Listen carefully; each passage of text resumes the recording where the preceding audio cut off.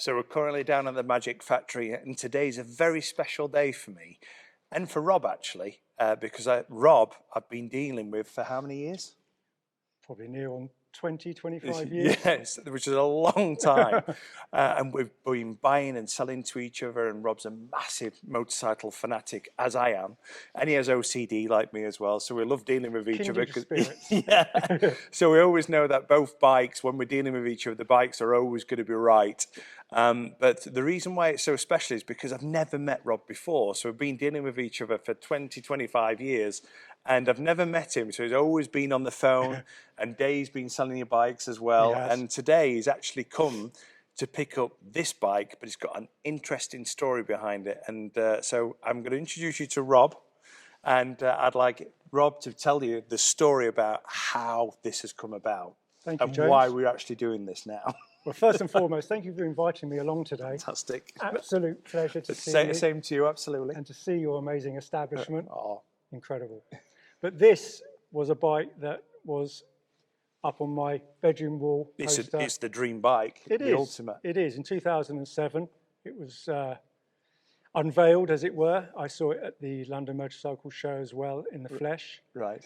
And it was from then on, I just thought, that's on my wish list. Yeah. It's one of those bikes.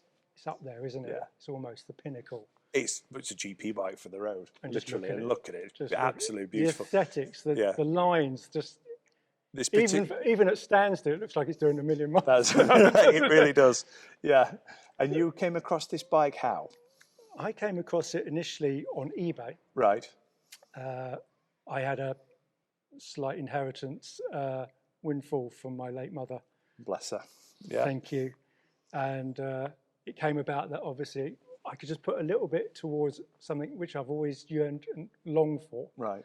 And I was just scouring the internet, and this came along just by chance. I mean, because it'd only been out when I saw it about a year. Right. So it came out, this one was 08, and I went to look at this particular bike in 09. And saw the gentleman. We arranged to meet at a service station, believe it or not, on the M4. Trusting, of all man. places. Very trusting. Yeah, very trusting. He turned up as promised. Yes. He unloaded this beautiful machine, and I was hooked. Yeah, I can imagine. As soon as I saw it, I was like... Hairs on the back of your neck stand up on end, but just by looking at one, never mind. And that was before he even started it. Yeah. The noise these things make is just to die for. Yeah. And he actually let you ride it around the car park. Yeah, pretty much to my amazement, he did. And I was obviously very nervous, so I took it around the car park. Couldn't demonstrate exactly what it could do, but I just wanted to make sure everything was right and worked as what it should do. And everything, Yeah, and to cut a long story short, we sewed up a deal, and the following week he delivered it to my door. Oh, fantastic! And what a day that must have been. It was, it was, and I was lucky enough to own it for just over 3 years. Right. Where I put on probably about 1,000 miles in that time. And it was just a joy. Yeah. Absolutely. They really are that amazing, these bikes. But then the other part of the story is, sadly, you let it go.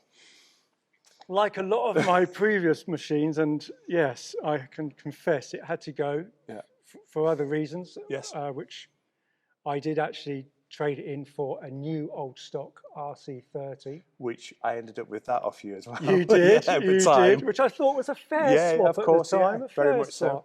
I think you bought an RC45 off us, and we took a brand new old stock RC30. Correct. Which since then I've owned that bike again. So I've owned the RC30, which we actually originally took off you 3 times now. Gosh. Yeah. So yes, they do. It's nice that they keep coming back. They do. Yeah. They do. I think we're only guardians for these pieces, for a certain amount of time, and then you can let them pass on to another custodian, can't you? So you sold the bike. Sold the bike. Yeah. And what year did you sell the bike? So that was 2012. 2012, right? And then we ended up with the bike. You ended up with it through means of another dealer, obviously. That's right. Approaching you, perhaps? Yeah, approaching us. So we bought the bike in 2000. It'd been late 2012. Yeah, so we bought it in 2012, and then we sold the bike. This was actually our second Desmosedici we ever owned, and and now we've ended up with this back Yeah, this is our 50th Desmosedici, and that's 100% 5-0. 50 Desmosedicis. Wow. I'm sure I can get them to Dave to actually show you on camera now all these Desmosedicis, the ones we've had. And obviously, I love these bikes. They're absolutely beautiful. So this was the second one we owned, and we sold it to a customer, a lovely gentleman. And then very recently, he came into the showroom and was talking away to him and everything else. And he said, look, I'm just getting a little bit old now. He said, I can really feel it What on my age was he? arms. He's late 70s. And he's still riding, which is amazing. And he's looked after it, as we can see. And he said, James, would you be interested in buying it back? So we had a deal back. So it's come back to the Magic Factory.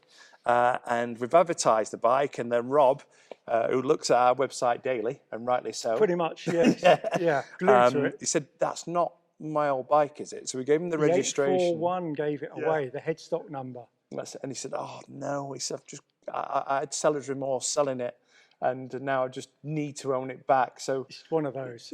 Yeah, it's a case of I'd love to, just for old time's sake, to have it back in my shed, admire it, try and ride it. I think I will try and put a few miles on it, because it's, for one of these, it's quite high mileage. But not really. I mean, it's 7,000 miles. It's not many, is it at all? Yeah, I think from an 08, it's nothing, is it? No, of course. But it's been used, which I think is really good. And it's got the BST carbon wheels on it as well, which added really, bonus. really set it off. And you can choice get of tyres. tyre. Choice of tyre. Exactly. Yeah. But I had the suspension adapted to my weight when I initially got it, and some protective film on the bodywork. And the rad guards, the mesh rad guards. So this it's been preserved remarkably well, and I'm delighted to say to you today, it's a joy to have it back. Wow, what an experience as well. And this just proves that these motorcycles, these high-end, beautiful motorcycles, they've all got a story. And this gentleman here, Rob, has ended up owning this bike now twice, and it's just so lovely that you've come back again. And thank you for giving me the opportunity to buy it. And you brought your dream bike back. Yeah. You know, and I completely get it. And I'm hoping that you get bored. I do, yeah. And then we'll be back. You laugh, So we're taking in some beautiful motorcycles off Rob, actually. We're taking in a 92 Fireblade, which is absolutely beautiful. One owner from you. SC28 Fireblade. Which is really nice. What else are we taking off you? A beautiful 954 Fireblade on an 02, one owner from you, signed by John McGuinness. 6,000 miles on the clock. Good friend of the bike specialist as well, John. John's a lovely guy. Yeah. Yeah. And the third bike is a GSXR 1000 K6. Lovely. Phantom. Oh, and that's a lovely example too. Brilliant. So we're going to look forward to seeing you riding this and enjoying it. And thank you, Rob. It's been an absolute pleasure as always. Proper guy. Look after it for me. Thank you so much. I will. I'd like to have this back again in the next couple of years. Watch this space. Thank you, everyone. Thank you. Bye-bye.